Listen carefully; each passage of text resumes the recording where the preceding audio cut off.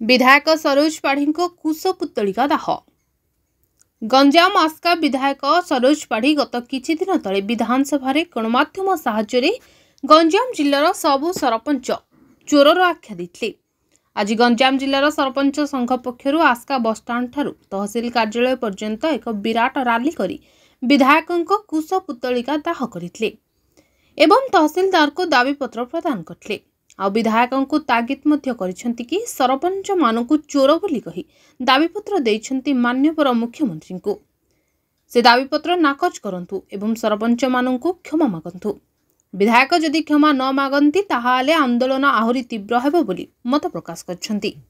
गंजामरु जिला प्रतिनिधि ज्योतिरंजन गौड़ଙ୍କ रिपोर्ट मणिभद्रा खबर।